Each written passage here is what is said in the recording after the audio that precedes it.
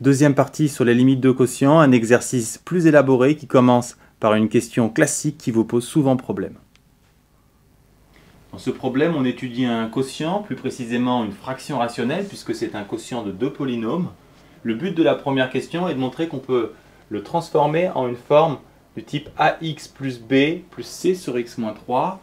La clé pour partir est de choisir comme point de départ l'expression avec les inconnus a, b et c.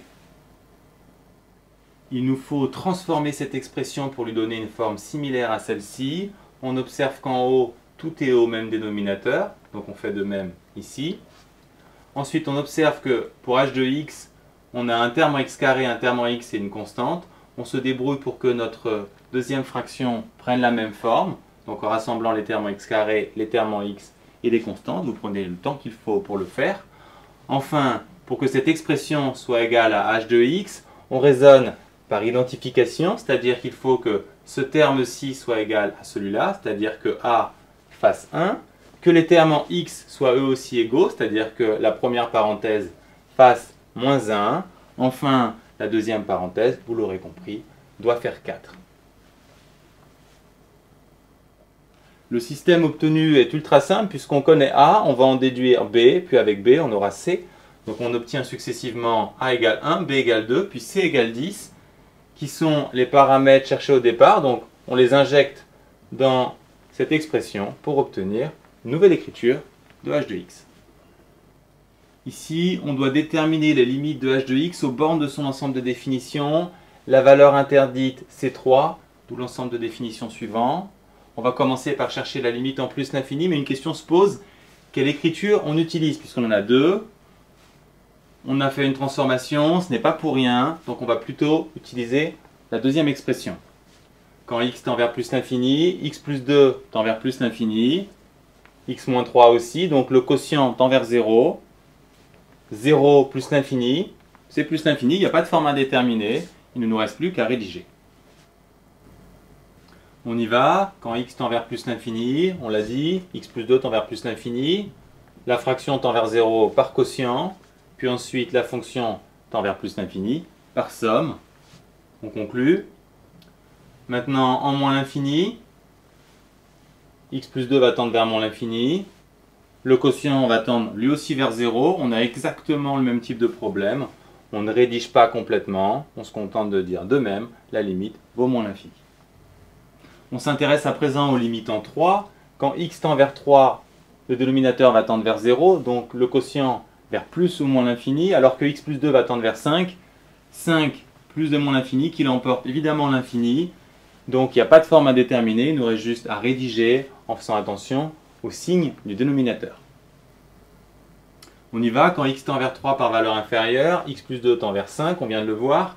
X moins 3 tend vers 0, mais par valeur négative. Si vous avez un doute, vous faites un test. Ensuite, 10 divisé par 0 moins, on sait que c'est moins l'infini. On n'oublie pas de préciser par quotient. Et enfin, par somme, la fonction tend vers moins l'infini. Et vous concluez. Quand x tend vers 3 par valeur supérieure, à présent, x plus 2 tend vers 5. X moins 3 va tendre vers 0, mais cette fois par valeur supérieure. Si vous avez un doute, n'oubliez pas de faire un test. Par quotient, vous allez obtenir plus l'infini, de même par somme. Les étapes sont exactement identiques, donc inutile de reprendre une rédaction similaire, vous pouvez vous contenter de conclure. Enfin, il est intéressant de constater que puisque quand x se rapproche de 3, la fonction plonge ou alors s'envole, il y a une asymptote verticale en 3. Ici, on vous demande de calculer la limite de h de x moins x plus 2 en plus et moins l'infini. On va commencer par calculer la différence. On peut constater que x plus 2 disparaît, donc il nous reste seulement 10 sur x moins 3. On a déjà vu, sa limite en plus ou moins l'infini est toujours la même, c'est 0 par quotient. Ainsi, la limite de cette différence, en plus et moins l'infini, égale 0. Vous devez maintenant interpréter ce résultat. Alors la première chose à voir, c'est que x plus 2 est l'équation d'une droite. Donc h de x moins x plus 2, ça va être la différence entre la courbe et la droite. Autrement dit, l'écart entre la courbe et la droite. Et quand x tend vers plus l'infini, cet écart doit devenir de plus en plus petit puisque sa limite est nulle. Autrement dit, la réponse à la question est la suivante, qui est également valable en moins l'infini. Pour bien comprendre ceci, rien de mieux qu'un dessin. Ici, j'ai représenté h de x et la droite x plus 2. Pour une valeur de x, on a ici donc h de x, ici x plus 2. L'écart h de x moins x plus 2 se visualise ici. Et quand x tend vers plus l'infini, l'écart, vous pouvez le voir, devient de plus en plus petit. On dit que cette droite est asymptote oblique à la courbe. Dernière question avant le tracé de la courbe. Étudier la position relative de CH par rapport à la droite D d'équation y égale x plus 2. Étudier la position relative, c'est dire si une courbe est au-dessus d'une autre. Et pour le savoir, il faut faire la différence entre les expressions de chacune. Ici, entre h de x et x plus 2. Pour comprendre la situation, on peut s'appuyer sur le dessin précédent. Dans ce dessin, h de x est au-dessus de x plus 2 et on voit que la différence est positive. Si la courbe était en dessous, la différence serait négative. Bien entendu, ce dessin ne représente pas la situation réelle pour h de x, ce n'est qu'une hypothèse.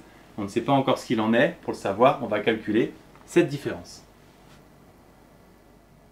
Alors, h de x moins x plus 2, on l'a vu, c'est 10 sur x moins 3, qui est du signe de x moins 3. Pour l'obtenir, on fait un tableau de signes, aucune difficulté puisque x moins 3 est une droite. Donc sur moins l'infini 3, la différence est négative, donc la courbe est sous la droite. Sur 3 plus l'infini, la différence est positive, donc la courbe est au-dessus de la droite. Pour finir, on vous demande le tracé de la courbe. On va s'appuyer sur tous les résultats obtenus précédemment. On va commencer par tracer les asymptotes. X égale 3 et y égale x plus 2. Puis, si on se souvient que la courbe est sous l'asymptote en moins l'infini, puis qu'elle plonge en se rapprochant de 3 par valeur inférieure, on obtient cette partie de la courbe. De l'autre côté, de même, quand x se rapproche de 3 par valeur supérieure, on a une limite infinie, et ensuite la courbe est au-dessus de l'asymptote oblique, d'où l'allure de notre fonction h de x.